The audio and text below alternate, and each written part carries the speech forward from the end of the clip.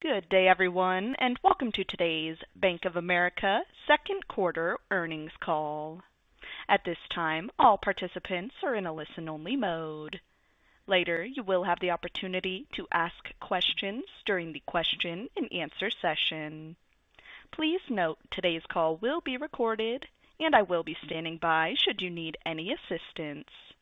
It is now my pleasure to turn the conference over to Lee McEntire. Please go ahead. Thank you, Chloe. Good morning, everyone. Thank you for joining us to review the second quarter results. Our earnings release documents are available on the Investor Relations section of the bankofamerica.com website. Those documents include the earnings presentation that we'll make reference to during the call. Brian Moynihan, our CEO, will make some opening comments before he turns the call over to Alistair Borthwick, our CFO, to discuss more of the details. Let me just remind you that we may make forward-looking statements and refer to non-GAAP financial measures during the call. Forward-looking statements are based on management's current expectations and assumptions that are subject to risks and uncertainties. Factors that may cause our actual results to materially differ from expectations are detailed in our earnings materials and the SEC filings available on the website. Information about our non-GAAP financial measures, including reconciliations to U.S. GAAP, can also be found in our earnings materials available on our website. With that, Brian, I'll turn the call over to you. Good morning, and thank all of you for joining us for our second quarter 2025 earnings results. First, a couple of words on environment. We continue to see a solid consumer spending data, you can see on our page 21 of the deck, improving credit quality that Alistair talked about from already strong statistics, plenty of household net worth growth in the market growth, and also the account balances, again, staying strong above where they were pre-pandemic. We see solid commercial loan growth, and we see good credit quality, with the exception of CRE and office, which we'll talk about. We also see our clients continue to see clarity with the changes in trade and tariffs, and now with the tax bill passing, we can see them start to understand the future and expect them to behave accordingly. We saw improving market conditions during the quarter, and that leads our worldwide leading research team to continue to predict no recession, a modestly growing economy, about 1.5% at the end of the year, and continued no Fed rate cuts till next year. So with that backdrop, we talk about our second quarter. Key points on the second quarter as follows. We produced another solid quarter of revenue growth, earnings, and returns. Second point is these earnings are driven by strong organic growth across all the businesses. The third is we continue to drive technology innovation, both on the product side that we offer our customers, but also on the operational excellence side. We're continuing to see the benefits of our long-term investment in technology capabilities, digitization, machine learning, and now we're starting to see at the beginnings the AI practices that we develop pay off, and we're looking forward to much more. On slide 2, we start the earnings discussion. This morning we reported revenue of $26.6 billion on an FTE basis, net income of $7.1 billion after tax, and earnings per share of 89 cents for the second quarter. On a year-over-year basis, we grew revenue 4% and grew earnings per share 7%. We produced a return on assets of 83 basis points and return on tangible common equity of 13.4% in the second quarter.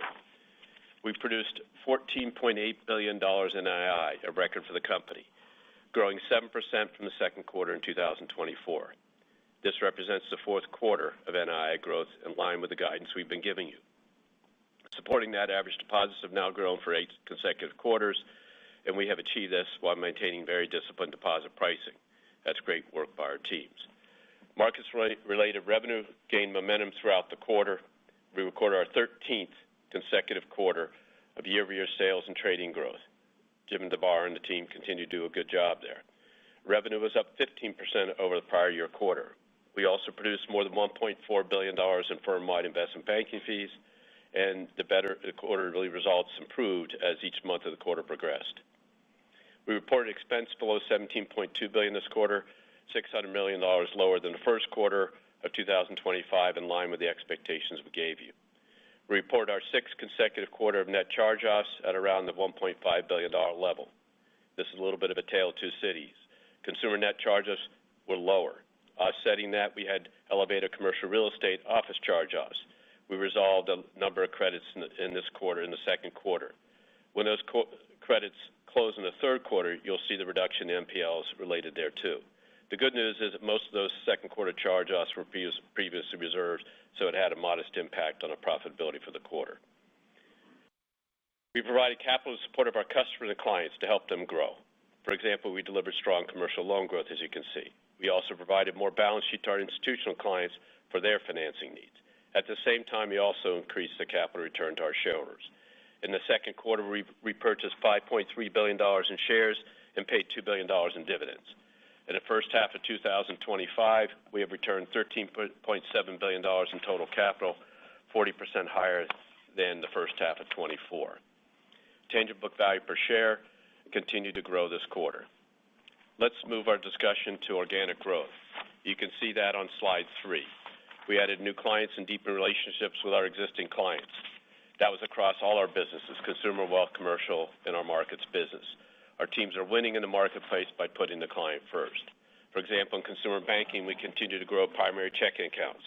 We grew average consumer deposits for a third consecutive quarter. Balances are up year over year for the first time since 2022, putting the effects of the pandemic surges behind us. This quarter, we crossed the milestone of 5 million net new checking accounts over the last 6 years. We saw increases in the average consumer checking account balance of our clients for 2 consecutive quarters, and now the average balance per account is over $9,200, and 92% of the primary checking account in the household. On the investment side, our clients carry an average funded balance of more than $130,000, strong when compared to the industry. Our home and auto originations grew on a year-over-year basis this quarter. We continue to be a leading supplier of credit to small businesses, helping the core segment of the economy grow. Loans were once again up year over year, and reflecting the commitment to add more bankers in the markets that we serve across the United States. In wealth and investment management, client balances reached $4.4 trillion. We saw strong AUM flows and loan demand, as well as market appreciation. Our advisors continue to deliver comprehensive banking solutions to help our clients achieve their goals. In our global banking business, client activity remains solid. Commercial clients are actively using their credit facilities, albeit at still a lower level than they used them as a percentage prior to the pandemic, and our risk management approach remains very disciplined. We added more than 1,000 net new clients, most of them driven by our payments capabilities. Global markets continue to perform well with a record second quarter level of sales and trading revenue. Institutional clients sought funding of their warehouse of loans and other needs at increased pace for high-quality collateral. Organic growth means that we're also investing in our own capabilities, our people, and our technology to serve our clients more effectively. Those investments have led to continued expansion in digitalization and engagement across all our lines of business. Nearly 80% of our consumer households are now fully digitally engaged, and they benefit from our award-winning platforms. Just to give you a sense of the volumes, in the second quarter alone, 4 billion logins were made by our consumer. In the second quarter, 65% of our consumer product sales were digital. You can see all these trends in our disclosures on slides 24, 26, and 28 in the appendix. I commend you to review them to see how the technology application can be scaled and applied across the businesses. We also continue to invest in our teammates and are moving more money into the AI side and machine learning side. And as we think about the quarters ahead and the operating leverage returning in the company due to the NII growth, it's key to note we have fully absorbed the cost of the last several years of inflation and wages and other third-party provided services. 15 years ago, to make it an understanding of how much an impact technology has had, 15 years ago, the company had a headcount of 300,000. Today, we have 212,000. We did that with a relentless application of scalable, secure, resilient technologies. Customer behavior also changed and matched it. Digitization, simplification of products, machine learning, and models and process improvements helped us get there. Now we have a chance to capture the value that with the new enhanced capabilities of AI and machine learning. Artificial intelligence allows us to change the work across many more areas of our company effective than prior tools allowed us. We have deep scaling experience in AI capabilities. with Erica, our AI assistant, is the most recognized aspect of that. As you can see on slide 4, we think about the way we apply artificial intelligence and augmented intelligence in 4 different pillars: AI agents, search and summarization, content generation, importantly, coding and automated processes. First off, as an example, is our virtual assistant, Erica. This is a model we introduced back in 2018 and developed prior to that. It was the first true banking industry virtual agent.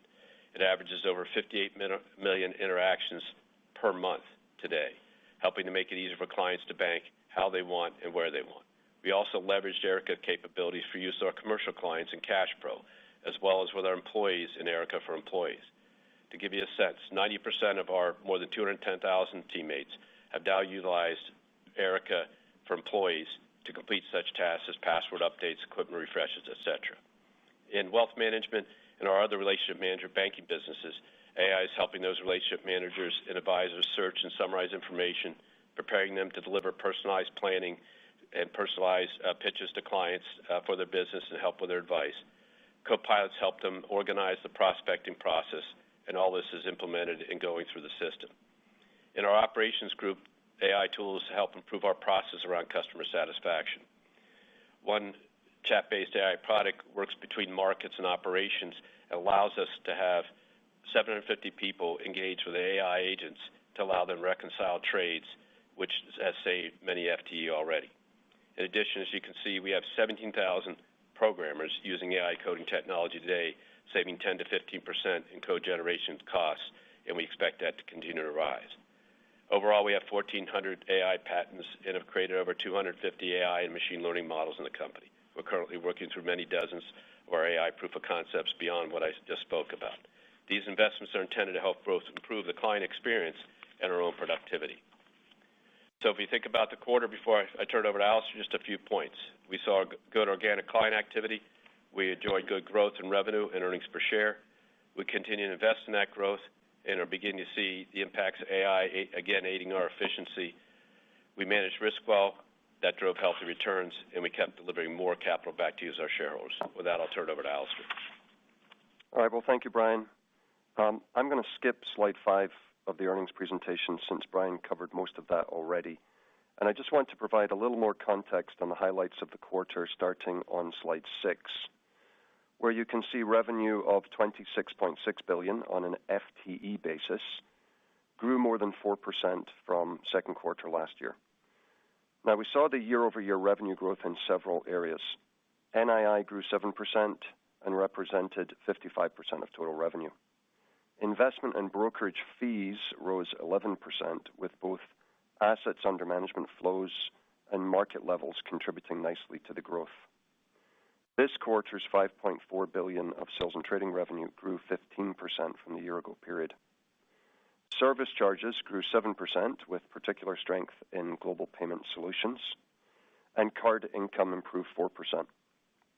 And while investment banking was down 9% from the second quarter of 24, momentum built across the quarter with a good pipeline.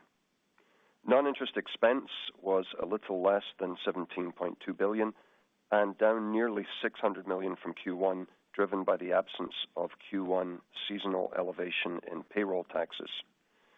Provision expense for the quarter was $1.6 billion, with asset quality remaining in great shape. And we reduced our outstanding shares by almost 4% from the second quarter of last year. So together, these things resulted in earnings per share improving 7% year over year. Let's transfer to a discussion of the balance sheet using slide 7. And here, total assets ended the quarter at $3.44 trillion. That is up $92 billion from Q1, driven by strong loan growth and a higher level of client activity in global markets. Deposits were up $22 billion on an end-of-period basis from Q1 and up a little more than $100 billion from the year-ago period. Deposits reflect the seasonal headwind from income tax payments and saw inflows that more than offset the tax payment activity. Average global liquidity sources of $938 billion remain strong. Shareholders' equity at $300 billion was up $4 billion from last year, as we issued $3 billion of preferred stock this quarter to replace redemptions from last quarter, and we saw modest improvement in AOCI. Otherwise, net income was offset by distributions of capital to shareholders. We returned $7.3 billion of capital back to shareholders, with $2 billion in common dividends paid and $5.3 billion of shares repurchased. With regard to dividends, as we noted in our July 1st press release following the CCAR results, we announced our plan to increase our common quarterly dividend by 8% starting in September, pending board approval. We were pleased to see our stress capital buffer requirement move lower in the results, and it was good to see some of the industry comments about the annual exam coming through the new proposals.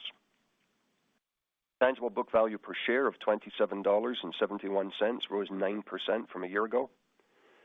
And looking at regulatory capital, our CET1 level remains stable at $201 billion, and the ratio is 11.5%. That's down 26 basis points and remains well above our regulatory minimum today, which will move lower upon finalization of the new stress capital buffer from CCAR, as well as the newly proposed rules. Now, our calculated stress capital buffer and related CET1 ratio from CCAR is 10%, and that takes effect on October 1st. Through the newly proposed rules, which include two-year averaging of CET1 depletion, our CET1 ratio would be 10.2% and would be effective on January 1st, 26. Either way, we have a lot of flexibility. Our supplemental leverage ratio was 5.7% versus a minimum requirement of 5%, and that leaves plenty of capacity for balance sheet growth. And we have $473 billion of total loss-absorbing capital, which means our TLAC ratio remains comfortably above our requirements. On slide 8, we show a 9-quarter trend of average deposits to illustrate the growth across those periods.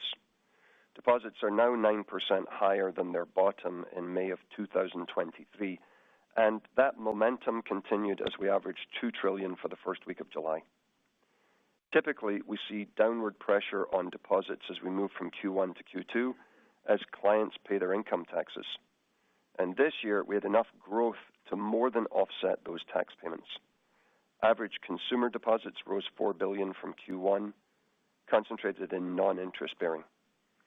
We also saw significant growth in global banking deposits, $28 billion or 5% from Q1, and this included some shorter-term deposits from deal-related activity, and that allowed us to outpace the tax payment-related declines in our wealth business, as well as corporate CD placements that matured with our institutional clients. In addition, we remained disciplined on pricing to achieve that growth. Overall rate paid on total deposits declined 3 basis points, led by a 3 basis point decline in consumer. And the rate paid on $952 billion of consumer deposits was 58 basis points in the second quarter. Let's turn to loans by looking at the average balances on slide 9. Loans in the second quarter of $1.13 trillion improved 7% year over year, driven by 10% commercial loan growth. Every business segment recorded higher average loans on both a year-over-year basis and a linked quarter basis. Drilling down on commercial loans, we saw linked quarter growth in every segment of the commercial lending spectrum. Small business and business banking both grew, and we recently combined the coverage model here to provide more calling capacity for our bankers. In middle market lending, we saw a nice increase in revolver utilization during the quarter as clients navigated the current environment. And in GCIB, we had a little more demand from our larger corporate clients. In global markets, we've been able to take advantage of strong financing demand in the marketplace from institutional borrowers, where we lend against diversified collateral pools. Now, the largest growth areas year over year have been in asset-based securitization and in credit. And in ABS, we're providing financing solutions for corporate and asset manager clients collateralized by loan, lease, or other receivables portfolios. In credit, we provide term and warehouse financing collateralized by diversified pools of corporate loans for private credit and asset manager clients.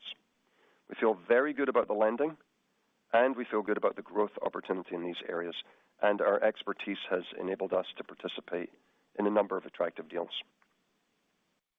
Let's turn our focus to NII performance in slide 10. On a GAAP non-FTE basis, NII in Q2 was $14.7 billion, and on a fully taxable equivalent basis, NII was $14.8 billion. And as I said earlier, that's up 7% from the second quarter. NII grew $227 million on a fully taxable equivalent basis over Q1, driven by higher loan and deposit balances, one additional day of interest, and fixed rate asset repricing. Lower loan yields from lower foreign interest rates partially offset those positive contributors. The net interest yield, or NIY, declined 5 basis points, reflecting a roughly $80 billion increase in earning assets driven by global markets activity. Loans and trading assets generated in global markets contribute solid net interest income, but at a lower relative yield to the overall company net interest yield. Additionally, some of the deal-related commercial deposit growth with relationship clients was net interest income accretive and modestly net interest yield dilutive. My point here is that net interest income growth continues to be the focus, with net interest yield being an output. With regard to interest rate sensitivity, on a dynamic deposit basis, we provide a 12-month change in net interest income for an instantaneous shift in the curve. And that means interest rates would have to move instantly another 100 basis points lower than the expected cuts contemplated in the current curve. And on that basis, a 100 basis point decline would decrease NII over the next 12 months by $2.3 billion. And if rates went up by 100 basis points, net interest income would benefit roughly $1 billion. When we turn to a forward view of NII, let's turn to slide 11. And there remains a good amount of uncertainty from the impacts related to announced tariffs and the potential for continued uncertainty. We've also seen volatility in expectations of future interest rate cuts. So let us give you a few thoughts about the rest of 2025. In January and again in April, we provided our expectations that we could exit the fourth quarter of 2025 with net interest income on a fully taxable equivalent basis in a range of $15.5 to $15.7 billion. We also noted our expectation that that growth would accelerate in the second half of 2025. Our expectation for the exit rate of NII in the fourth quarter remains unchanged, and the drivers of the improvement remain largely the same as those we've discussed. We will pick up one additional day of interest. Additionally, the fixed rate asset repricing of assets and cash flow swaps is expected to provide the biggest near-term benefits to our NII, and that takes into account the impact of the current interest rate curve. Loan and deposit activity is anticipated to also aid second half NII growth. And lastly, the global markets business is also expected to benefit NII a touch from lower rates as we move through the year. Bottom line is our range of NII expectation for the fourth quarter of this year remains unchanged at $15.5 to $15.7 billion, and that would result in record NII and a full year NII improvement of 6 to 7%. Okay, let's turn to expense and use slide 12 for the discussion there. We reported a little less than $17.2 billion in expense this quarter, and this reflects a nearly $600 million decline from Q1, driven by the absence of seasonal elevation from payroll tax expense and modestly lower litigation costs. Expense compared to the second quarter of last year is up a little more than 5%. That increase reflects an aggregated 9% improvement in wealth management fees, higher sales and trading revenue, and investment banking fees. It also reflects the impact of ongoing inflationary costs and continued investments in people and technology. Inflation is evident across our employee costs of healthcare and hardware and leased space, among many other areas. On the people side, we continue to be an employer of choice with a strong 92% retention rate among our employees. And this quarter, we welcome more than 1,700 interns, and our headcount, excluding those summer additions, has fallen 1,500 from the beginning of the year, proving that we continue to manage our headcount effectively and the associated expense. Next quarter, we'll bring on more than 2,000 campus graduates to begin their careers. And as we move through the back half of the year, we believe expenses will flatten out here and potentially move a touch lower if we see seasonally lower markets-related costs. That, coupled with the expectation of improved NII, is anticipated to provide operating leverage in the second half of the year and an improved efficiency ratio. Let's move to credit. We'll turn to slide 13, where you can see that asset quality remains sound. Net charge-offs were $1.5 billion, up modestly compared to Q1, and that's the sixth consecutive quarter that net charge-offs have hovered around $1.5 billion. The total net charge-off ratio this quarter was 55 basis points, up a basis point from the first quarter. Q2 provision expense was $1.6 billion and mostly matched the net charge-offs. Modest reserve builds in some areas, primarily for loan growth, were mostly offset by releases associated with lower office exposures and mainly from sales. Consumer net charge-offs were $1.1 billion, down modestly linked quarter and consistent with the past few quarters. 90% of our consumer net charge-offs are driven by credit card, and that highlights the importance of prudence in the underwriting growth of that portfolio. It's worth noting the net loss rate on credit card declined year over year for the first time this quarter since early 2016, outside of the pandemic period. On the commercial side, we saw losses of $466 million.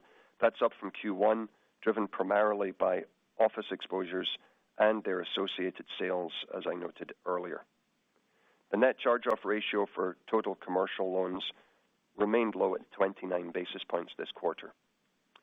Importantly, our C&I book, commercial and industrial, so that excludes the small business and CRE loans, that commercial and industrial loan book is $564 billion, and the loss on this book was 9 basis points this quarter. It's averaged 8 basis points from 2013 until now.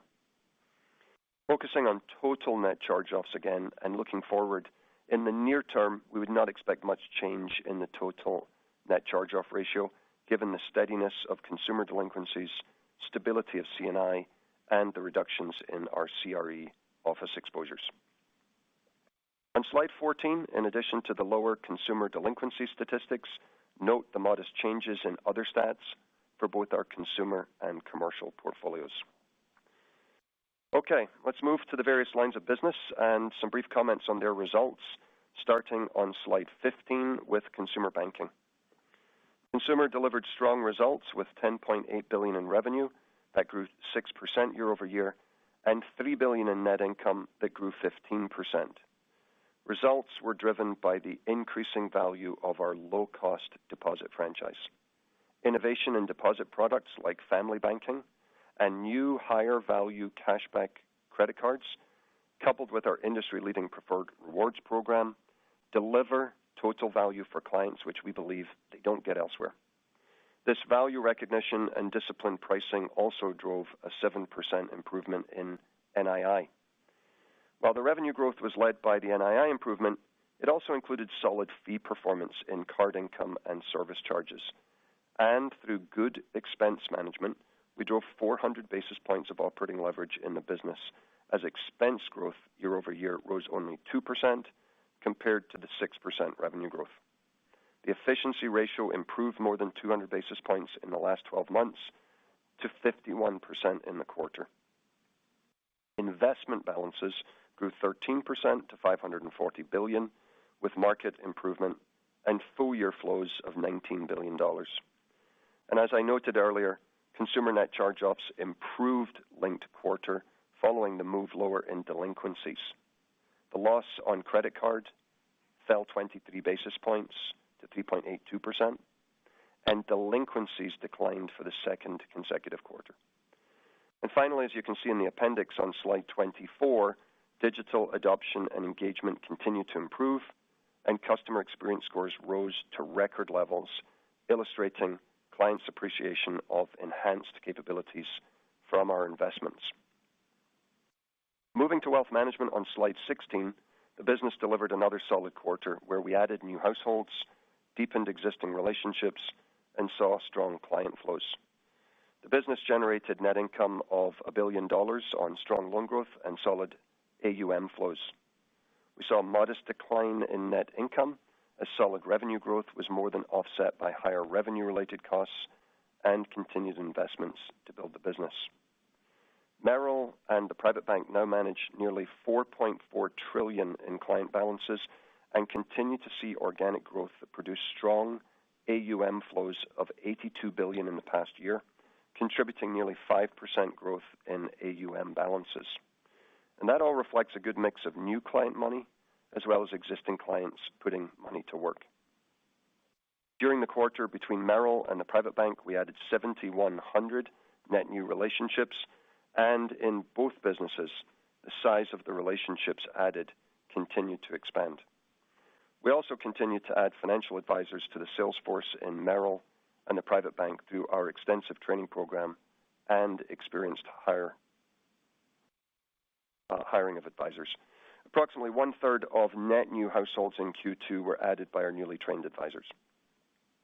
We're not only growing relationships, but we're also deepening as the number of clients that have banking products with us grew to nearly 63%. And while this is primarily a fee-based, advice-driven model, about 30% of our revenue is now net interest income derived from GWIM clients and the large loan and deposit balances on us. In Q2, we reported revenue of $5.9 billion, growing nearly 7% over the prior year, led by that 9% growth in asset management fees. Expense growth of 9% supported both the cost of the increase in revenue-related incentives as well as investment in technology and cost of hiring to add experienced advisors to the platform in Merrill and the private bank. Average loans were up 7% year over year, driven by strong growth in custom lending, securities-based lending, and a pickup in mortgage lending. We saw solid deposit inflows, and overall deposits declined as a result of the seasonal headwind of income tax payments and some continued movements to other parts of our investment platform in search of higher yield. Our pricing discipline resulted in a 3 basis point decline in rate paid. We also draw your attention on slide 26 to the continued digital momentum in this business. New accounts continue to be opened predominantly digitally. Slide 17 shows the global banking results where the prior year rate impacts lowered NII. And this segment has the toughest challenge to make that ground back through growth and pricing. In Q2, global banking generated net income of $1.7 billion. Business activity was solid in Q2.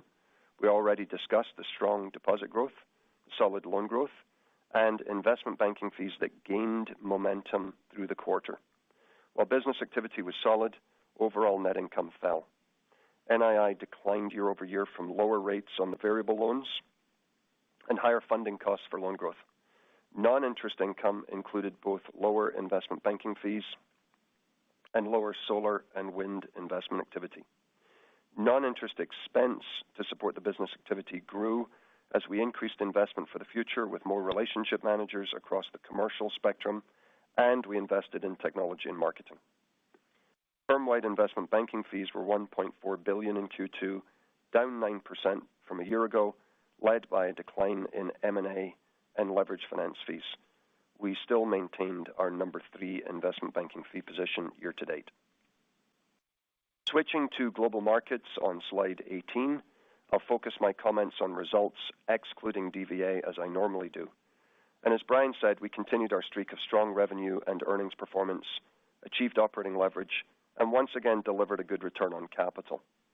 In Q2, we generated net income of $1.6 billion, which grew 11% year over year. Revenue, and again this is ex-DVA, improved 10% from the second quarter of last year on good sales and trading results, while investment banking was lower. Focusing on sales and trading, ex-DVA, revenue improved 15% year over year to $5.4 billion.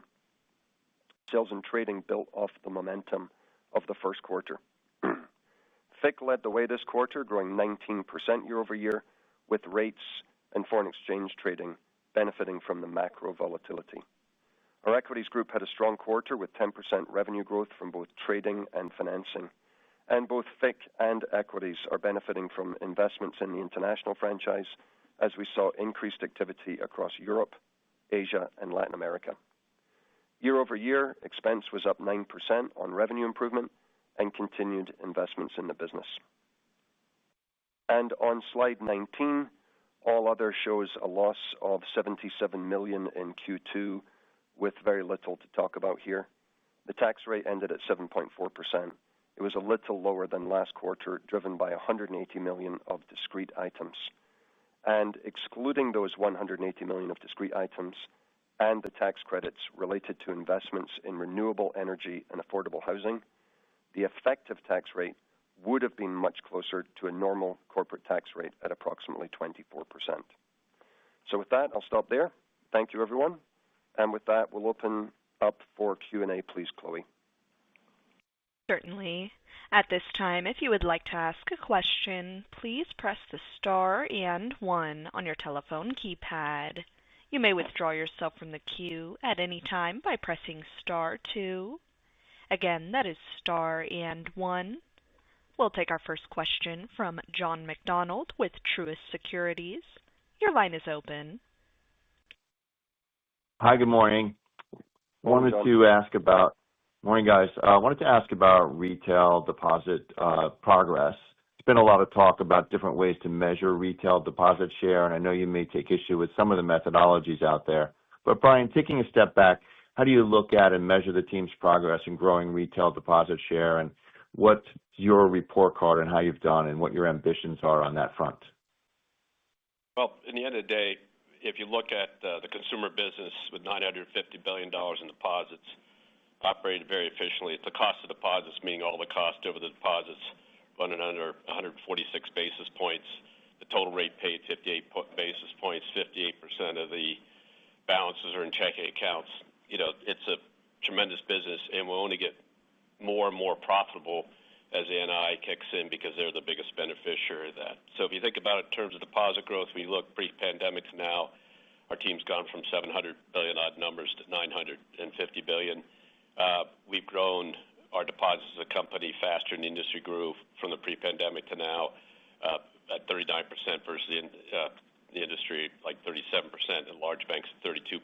And obviously we contribute to the large bank growth rate. So we feel very good about it. The key is they've grown checking accounts for 5 years now.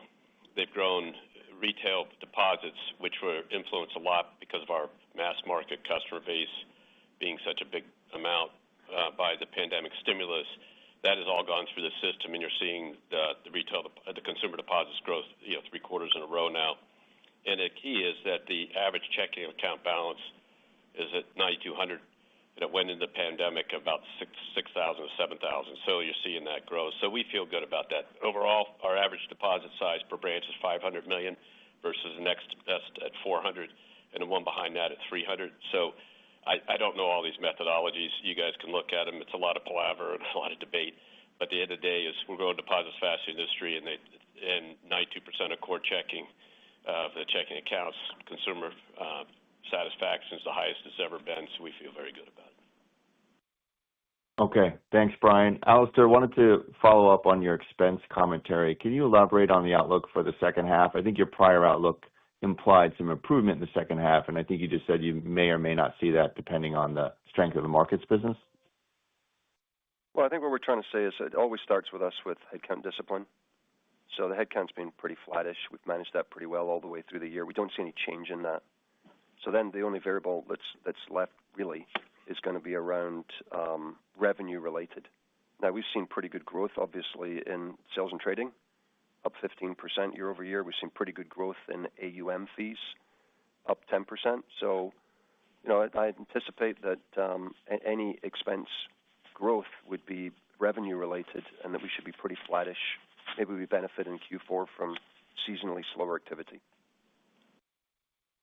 Okay, thanks.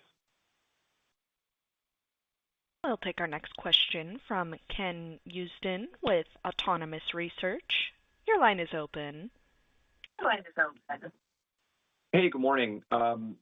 Hey, Alistair, thanks for the update on that trajectory for the second half of the year. I'm just wondering, as we move a step forward, if you can kind of just make sure we're still tracking right on the split between the loan securities and swap repricing, and whether, that step up in that bucket is linear in the third and fourth, or kind of just builds up as we get towards the end of the year. Thank you. I think I would use linear. I think that's probably the easiest way to think about it. We said to everyone that we thought that the second half had a little bit more in the way of fixed rate asset repricing and cash flow swap repricing than the first half of the year. That accounts for the growth being larger in the second half of the year, but it's not different between Q3 and Q4, so it ought to be about the same. Okay, and then just on I think we know that the securities and mortgage loans, but can you kind of just dig us in a little bit on the cash flow hedges and what you're seeing in that? Are you still moving forward with the same strategy, the off and on, and how much you're picking up on those? Yeah, so there's no change there at all. That's exactly what we're doing. Just as the old ones roll off with lower coupons, we're replacing them with new ones with higher coupons. No new news there.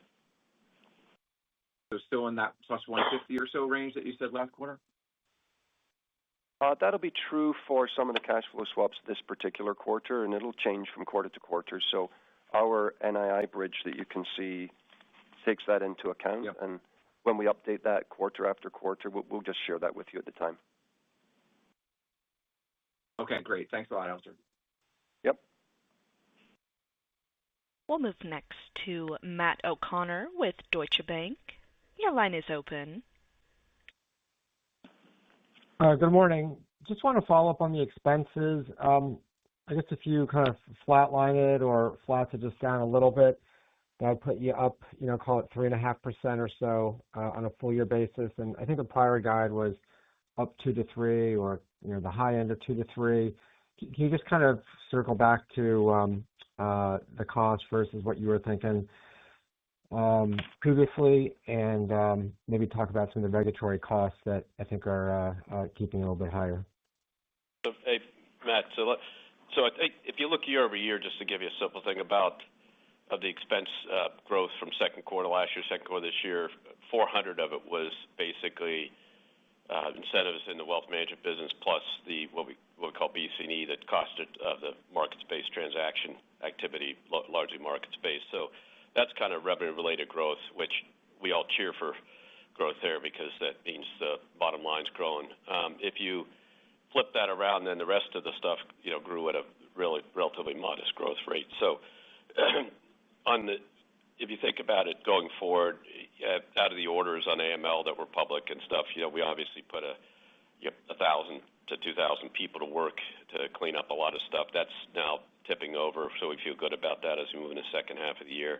And then, frankly, the overall inflation rate and expenses is starting to flatten out, even though you hear a lot of talk about the inflation rate outside in general. But, in the end of the day, we've got stability in terms of headcount, in terms of third-party rents and all that stuff is sort of flattening out, so we feel good about that. And then the idea is then just to bring the headcount down. So if you think about it, over the last 15 years or so, we went from 300,000 people to 212,000 people. We just got to keep working that down. And we've been able to maintain flat headcount across the last 4 or 5 years as we've invested heavily in the front end of the business. And you expect us now with some of these new techniques, frankly, to make progress a little bit more faster. So we feel good about the expense trajectory, but the key is you're not going to change some of the revenue-related stuff, and you wouldn't want to. On the other stuff, you control the heck out of it. Okay. So it does seem like the costs are coming a little bit higher, but I appreciate the kind of higher fees. I guess as we think about more sustainable expense growth, I know there's no official guidance for next year, but just kind of talk about, do you get back into that kind of just a couple % growth, or how should we think about it a little longer term? That's an outsized sort of market growth or market-related activity growth, way above what a normal absorption rate would be. We have a model where we can run the place on a couple hundred basis points net of expense growth, which is inflationary cost of 3-4%, and then offsetting it by a lot of activity. As the NII kicks in, each quarter we've seen it go growing, and then growing at a little faster rate, frankly, as Alistair talked about. That's the operating leverage kicking back in. So we had 5 years operating leverage disrupted by the pandemic, got back in, and then the rates fall off, hurt us obviously from NII. As that now hit a record level this quarter and is going to grow off of that record level, you'll see the operating leverage overall kick back in. And the size of that revenue stream in all the businesses is huge, and in the company is obviously huge, and that all pretty much follows the bottom line. Okay, thank you. We'll move next to Gerard Cassidy with RBC. Your line is open. Hi, Brian. Hi, Alistair. Hi, Gerard. Brian, you guys have had real success in having the digital adoption in your lines of businesses, and you pointed that out in the appendix slides that you referenced. What do you think you could ever get the efficiency ratio back down to the pre-pandemic levels of just under 60%, or has the business changed so much since the pandemic that over time, 59, let's call it, may be tough to achieve? Not near term, but over time. So, Gerard, one of the things that we talked about, I think there's a couple hundred basis points of efficiency ratio difference due to the way the accounting treatment works for the tax incentive clean energy deals, not the housing, because it won't change, but and so those are now changed under the statute and they'll run off. But if you look at 19 and now, 200 basis points of the efficiency ratio is just because we have an other income loss, which hurts revenue, and it's made up in a tax line. So the bottom line effect is still positive for the company. So that's 200 basis points difference, because back then we ran about $300 million a quarter of tax benefit, negative other income due to the tax exempt deals. Now we're running 900, and so you'll see that close out, frankly, as these deals sunset. Then on top of that, the NI kicking in just because of the nature of it, and you'll see the consumer business get very, very efficient, like it was back then, just because its NI piece basically all follows the bottom line. So we feel very good about that. So yes, we will move back down in low 60s and then potentially crack through it with obviously just the NI lift and the operating leverage lift, but secondly, quite frankly, the tax credit deals will start to run off just due to the change of statute. Great, Brian. And then as a follow-up, just a broader question for you. Obviously, there's been a lot of talk about stable coins. Can you give us your view of where you see the adoption of stable coins going forward and what that might have in terms of impact on payments revenues or deposit trends for Bank of America and possibly the industry?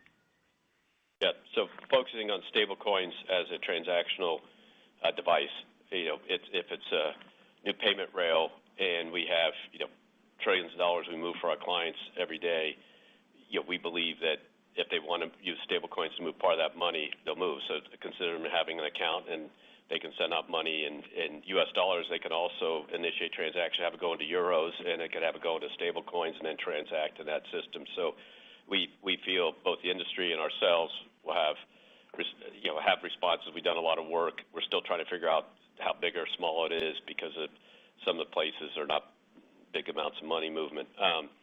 So you'd expect us all to move. You expect our company to move on that. In the end of the day, the debate will be how big an item this will be and how much more an effective payment stream it is. And there's places like small balance transfers across border that you can see the case. You can see it with sort of smart contracts and money movement. You can see it in digital native apps, in-app payments and stuff. But we'll be there just like we were there when we moved from checks to Zelle. And you can see that when the industry puts its mind to it, if you were talking to me 6 or 7, maybe 10 years, you'd say, this thing called Venmo's coming on and you guys can be left behind. And here we are. Our Zelle payments exceed Venmo's total volumes today, and the industries are multiples. It's just because we can move money efficiently, and we have to be aware of the attack on the payment system, and we'll be there to defend it. And just quickly, Brian, do you think there'll be a consortium like Zelle on stable coins where the industry defends itself and moves forward, or will the banks go individually? I think it'll be all of the above. I think in the commercial side, there might be applications more individually, but you need networks to make this all work. And we will partner with some of the stablecoin. We already have partnerships with some of them, and so it'll be a complex array, and hopefully not complex to the customer, frankly. Thank you for those insights. Appreciate it. We'll move next to Mike Mayo with Wells Fargo Securities. Your line is open. Hey, how are you doing? Good, Mike. I feel like you served up a good meal here. I mean, the main course, we don't lose sight of $2 trillion of deposits where you pay 1.76%, and that's certainly down quarter-over-quarter, year-over-year. The side dishes certainly look good with the NII going to escape velocity, I guess from 14.8, you said, to 15.5 to 15.7 by the end of the year. But I'm still left hungry. I guess I need my dessert or something. I'm just wondering why, even with all that, improved performance, the NII guide isn't even higher given the pace of loan growth. You certainly exceeded expectations, as Alistair said. Every segment of commercial lending is doing well. You seem very optimistic about that.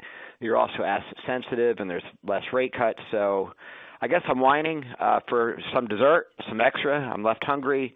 Why not more? Well, Mike, you got a future as a chef. Look, I think if you go to the NII bridge on page 11 for a minute, we put this out at the beginning of the year. There's a lot can happen in a year. And I don't think any of us anticipated all the various things that have happened in the course of the past 6 months. What's not on here, for example, is you think about international rates. They've been cut pretty significantly. That's a headwind that we don't include here. So you're absolutely right. There's some things that we've been really happy with in terms of loan growth. There's some other places which have maybe grown a little less quickly. So, I'd still love to see the consumer non-interest bearing growing just a little faster. We got some good growth, but we'd love to see a little bit more there. But I think the balance of all of these various inputs, it all still hangs together 6 months later. We've removed a lot of risk from the equation, I think. And now we just have to see what happens with rates in the second half of this year. And then we just got to keep driving the same organic growth that we've been driving. When we do that, NII growth for the year, 6 to 7%. Hopefully a record leaves you satisfied at the end of the year, but we'll be working on next year's course in the second half. All right. So when I go for my next meal next year or the year after, any kind of foreshadowing of what you're preliminarily thinking about for next year? Well, the only thing I'll say, we'll talk more about next year when we get into the Q4 discussion, 3 months from now. But I think what we're talking about, which is the organic growth Brian's just talked about, driving the deposits and the loans, that should continue. The fixed rate asset repricing, we're going to continue to benefit from again next year. So we're trying to make sure that we're replicating and sustaining results over a long period of time. All right. Thank you. We'll move next to Steven Alexopoulos from TD Cowen. Your line is open. Hey, good morning, everyone. Morning. I want to start the conversation first. I love this AI slide 4. I might frame it, actually.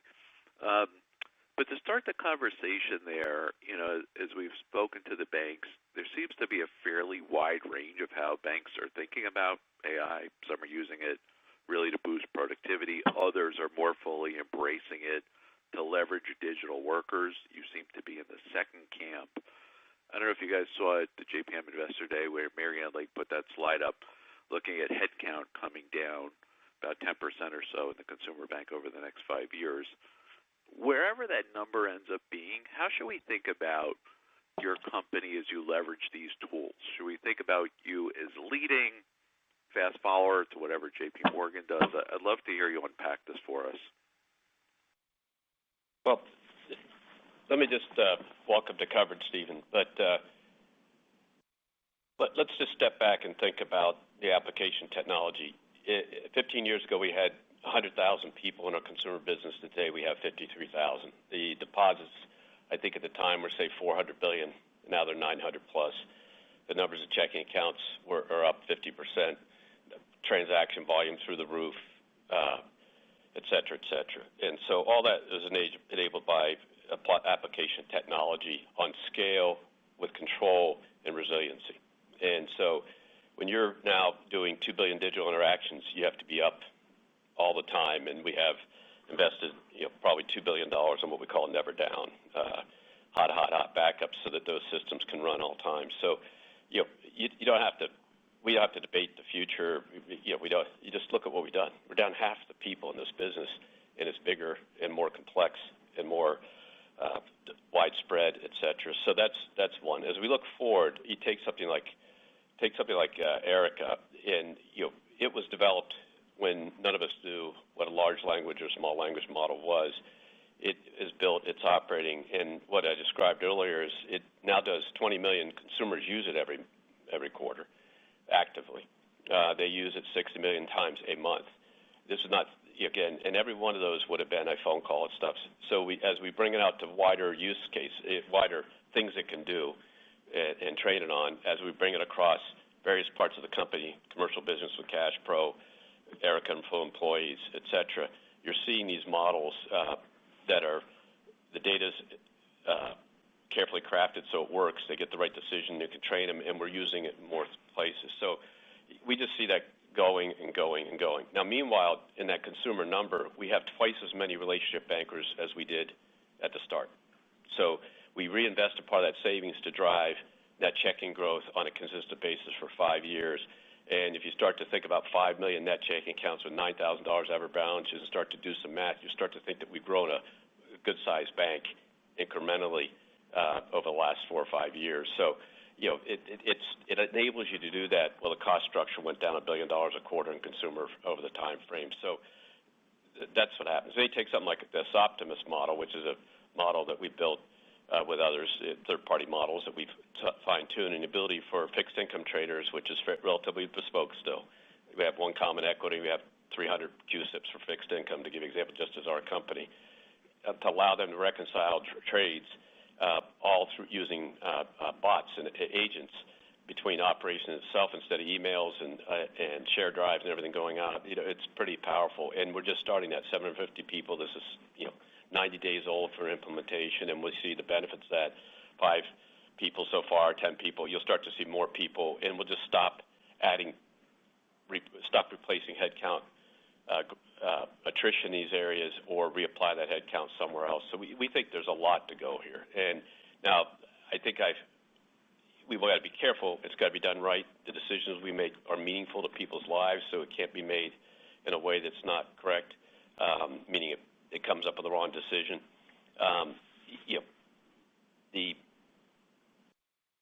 The customers are vivacious. Their confidence will come and go if you don't handle them right. So we have to be very careful, and that's why it's not a fast follower or a leader. It's can you apply it at scale? That's the question. And if you can apply it at scale, then you can get the benefits. If you can't apply it at scale, meaning it isn't always up and operating, then you have problems, and that's what we're driving at. So you'll figure out in 5 years whether we were the leader or not the leader. We got the patents we showed you. We got the model. And the question is, are you actually getting the benefits and the scale? And we have, and we will, and we expect to continue, and yet we're still in the early stages. Okay. That's great color. For my follow-up, just going back to your response, Brian, to Gerard's question on digital assets, as I study B of A, I think you were the first bank out there with a mobile app. You're the first one out there with Erica, right, the digital agent.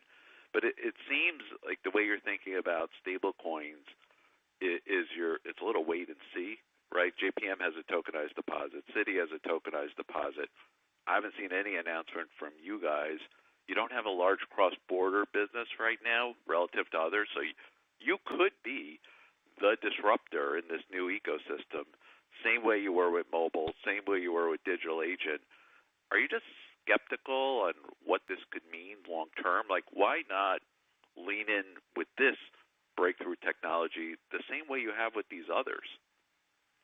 Well, you're forgetting that if you're going to go to customer-facing activity in this area, we had to make sure we had legal clarity, and so that's still going on as we speak, and to be able to apply it.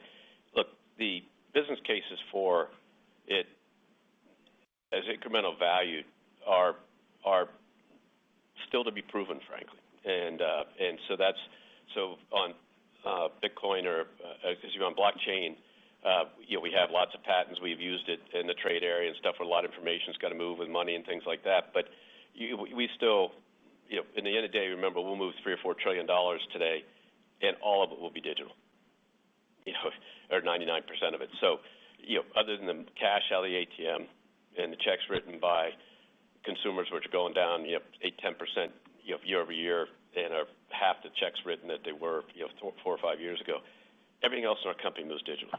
And so what's the improved process?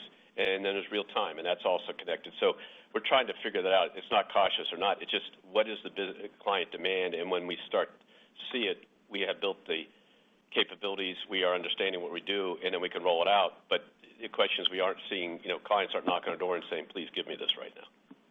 Got it. Okay. Thanks for the color. We'll take our next question from Erica Najarian with UBS. Your line is open. Yes, hi, good morning. Wanted to just refocus the conversation and just ask Brian, with the deregulatory momentum that seems to be taking place, how do you feel about when is the appropriate time to address that 130 basis point buffer? So, granted, the stress test has been quite volatile in the SCB result, but clearly there's reform to address that. I'm wondering if 130 basis points would still be an appropriate buffer, and what you need to see to rethink that buffer. So we believe an appropriate buffer is 50 basis points plus or minus. 50 basis points, and that's what we were running down to, pushing down before. We always want that to be utilized, for lack of a better word, by the core businesses, because that's what we're here for. So we pay our dividends. We're basically using all the incremental capital to repurchase shares and then letting the businesses use up the excess capital to grow. And at the high point, I think we were 12%. Now we're down to 11.5%. So they're using it up. What we just did is increase the amount of which we have. So we expect them to use that and expect us to move down to 50 basis points. Now, remember, we got this debate between averaging and not averaging. We'll see it happen. The SLR is really not relevant for us because frankly, other ratios would catch us before the SLR. The GSIB calibration is critically important because people are forgetting that has to happen because we're effectively using 2010, 11, or 12 data on the size of the economy in our company and other companies' relative size to judge how systemically important are. It was meant to be indexed. It hasn't been. The proposal was indexed a year ago or so. From then on, that wasn't really right because it skips all the run-up in size after the pandemic. So we have to see more of this come together. Expect us to work that capital down one way or the other way, but we're always trying to grow the company, and that's what that extra capital there is to grow the company, loans, deposit, loans, more interactions, more transactions. The balance sheet in markets is growing, and they've done a good job returning on it. So that's what we keep doing. So back up 50 basis points is the target buffers. We just got a change in the last few weeks. The change is still being debated about the implementation timing. We got to get the GSIB thing figured out because if they don't index it, we'll have an increase coming at us in another year or so. And all this we're working on. But at the end of the day, is we've just returned all the capital we earned back to the shareholders, and we'll continue to do that and more if the business can't use to grow. Got it. And just my follow-up question here, Brian, is, are there businesses that you're prioritizing in terms of redeploying that capital to that perhaps, where the profitability looks better under this regime? And the $5.3 billion of stock that you bought back this quarter, would that be indicative of your appetite for the rest of the year? I think the answer on the size of buyback is absolutely, because we just did it, so obviously indicative of our appetite. Every business has an opportunity for growth. Some will have more RWA intensity, some will have less.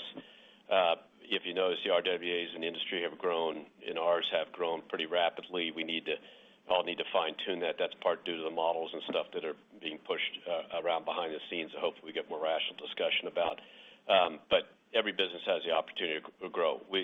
And so the most discreet decision we made was to put, with Jim DeMar and team, is to give them more capital and capacity to grow, and they've used that wisely.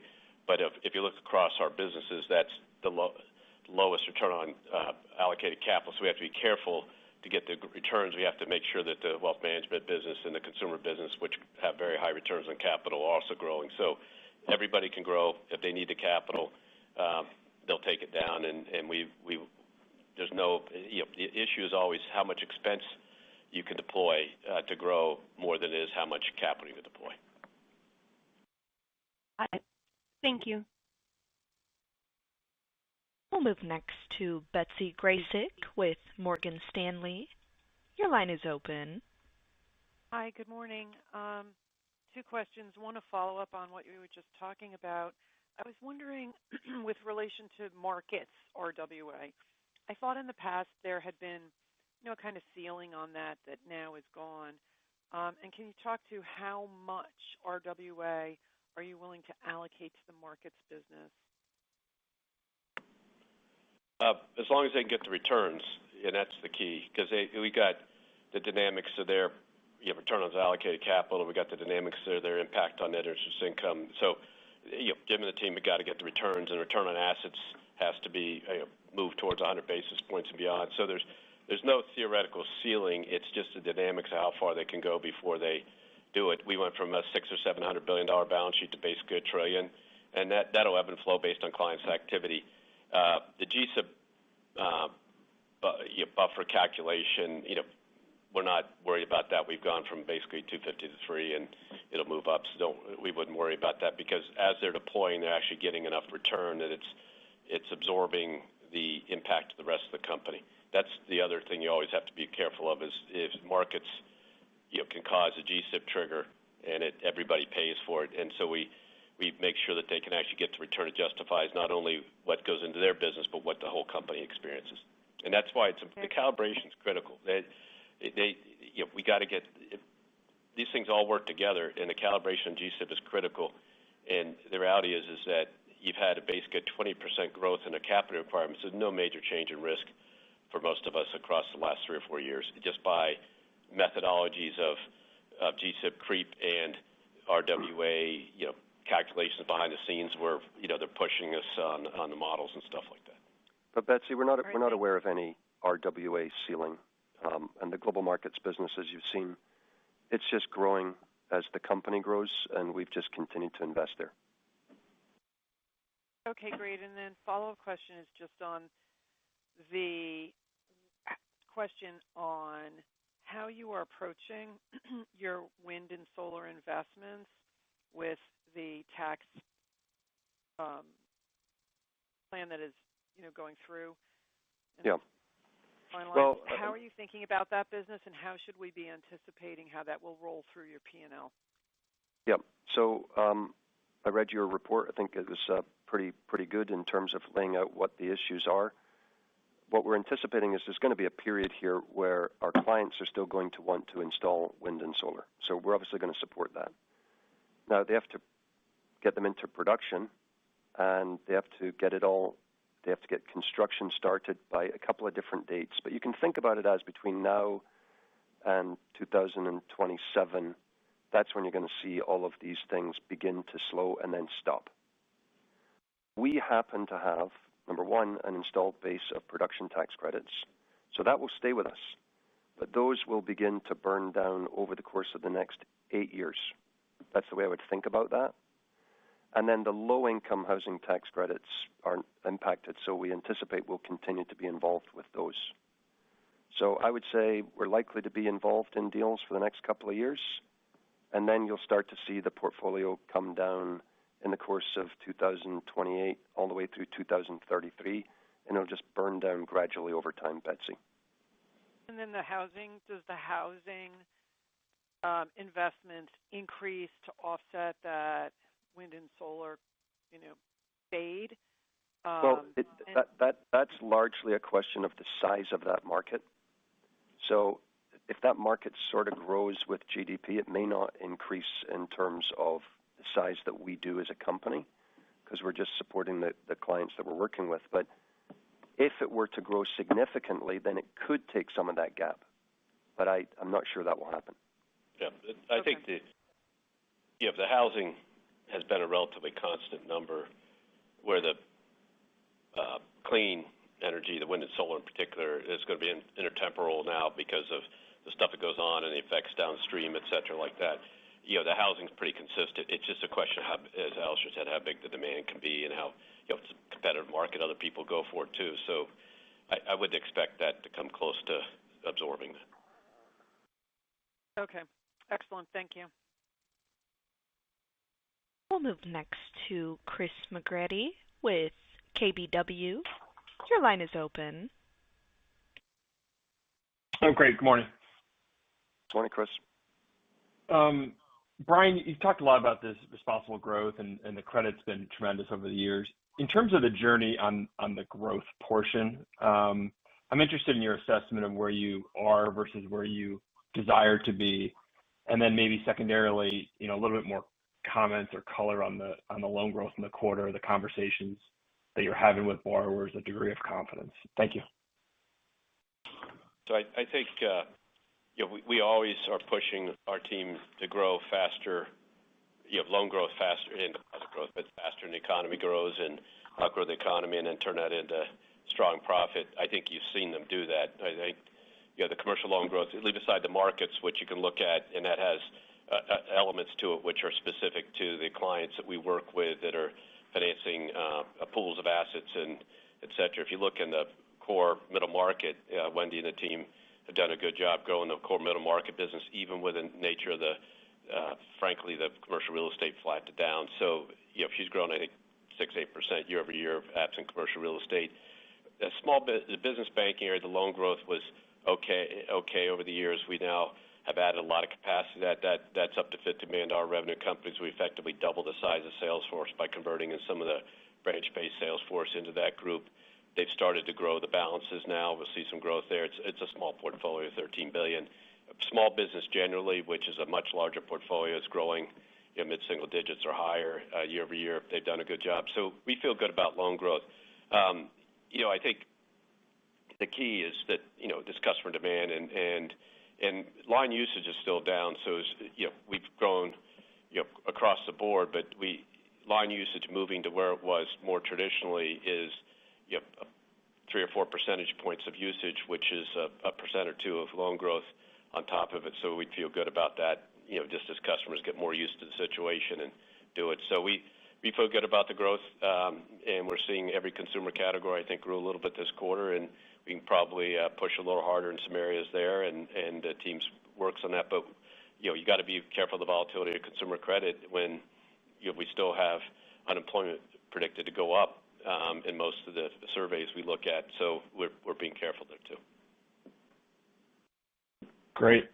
Thanks for that, Brian. And then secondarily, some of your peers have talked about the willingness to look externally for uses of capital. I may have missed this in your earlier remarks, but is there any, aside from funding the balance sheet and some of your growth initiatives, is there anything within the franchise that you would be looking to perhaps allocate more capital externally? Thanks. Yeah, I think if you're talking about acquisitions, in the deposit side, that's not available to us. But, in technology space, we bought some companies over the last several years, but they're going to be relatively small uses. We bought one in the medical payments area, then we can bring it to our scale and work it through. And so, there's possibilities in that area. But, really, it's organic growth is the reality, because at the end of the day, our huge deposit share for 30 years plus, we've not been allowed to buy another depository institution. So that game's done. How we got to do it's organic expansion, and that's what we did in all the markets, and we're continuing that push. The expansion markets, we call them, and we're seeing success there, and we'll continue that push. But that's more of a deployment of resources. So we take them out of places and push them. So we're down overall branches year over year. You can see that, but branches in these new markets have grown. So it's more of an expense redeployment question and a human being redeployment question as we get the efficiencies than it is a capital deployment question, frankly. Right. Yeah, I was definitely referring to non-bank. So appreciate the color. Thanks, Brian. We'll move next to Jim Mitchell with Seaport Global. Your line is open. Hey, good morning, everyone. Alistair, I know you don't want to give a hard target for NII for next year. I appreciate that. But with the high jumping off point, and then you have a little more puts and takes than most, I guess. You have potential headwinds from the BSB accretion rolling off. You got rate cuts embedded in the forward curve, but loan growth and deposit growth are picking up. Cash flow hedges are rolling off. Asset repricing. How does it all, in your mind, how does it all fit together next year? Can you grow off that 4Q jumping off point in your mind, or yes, just any thoughts would be great? And the answer is yes. No, well, look, the answer to that is yes, because the company's built, as Brian said, for organic growth. So as we continue to add clients, as we do more with the existing client base, that's when you see the loan growth and the deposit growth coming through. So there's always headwinds in any given year, but our mentality will be, when we come off of Q4, how do we grow NII sequentially each quarter from there? And we're going to benefit again from that fixed rate asset repricing again next year. So that acts as a tailwind. The first quarter is just a little bit different because of day count. But in general, I think you should think about NII as, at least our expectation is, we're just going to keep growing it quarter after quarter. Okay, that's great. And it just maybe you had highlighted that balance sheet mix has changed a little bit, and your focus more on NII growth than NIM. I know you had historically or previously talked about a 220 to 230 longer term target. Is that a different now, or how do you think about that longer term target? No, it's not different. I just think, any given quarter can be interesting. And this quarter was interesting because, number one, we had really high volumes in active markets. So in a period like that, global markets clients are asking us for balance sheet. We're going to provide that, assuming it's well priced, and we felt like it was. So we saw the global markets business take on more in the way of earning assets. That's sometimes NII dilutive, right, but it can still be NII slightly positive. So you got a little bit of that going on. And then in commercial this quarter, we just took on some, I mentioned this in the speech, but we took on a couple of very large commercial deposits at the end of the quarter. And those are, NII dilutive, but slightly NII positive. So I think in the grand scheme, this was just an interesting quarter where the NIY came in slightly differently, but the long term remains exactly the same. We're going to drive it back to that 220 to 230 with every available opportunity. Okay, great. Thanks for taking my questions. It does appear that there are no further questions at this time. I would now like to turn it back to Brian for any additional or closing remarks. So thank you again for spending time with us this morning. Leave you where we started. We saw good organic client activity across the board. We're now seeing the second half benefits of the kick in, and we'll expect to get the kick in and NII pushing operating leverage back in the business. That'll continue to be solid revenue growth and earnings per share as we look forward. And as we talked about and showed you some examples, we're now seeing the augmented intelligence, artificial intelligence capacity starting to build in the company, which will add to our efficiency efforts going forward. Thank you for your time, and we look forward to talking next time. This does conclude today's program. Thank you for your participation. You may disconnect at any time and have a wonderful afternoon.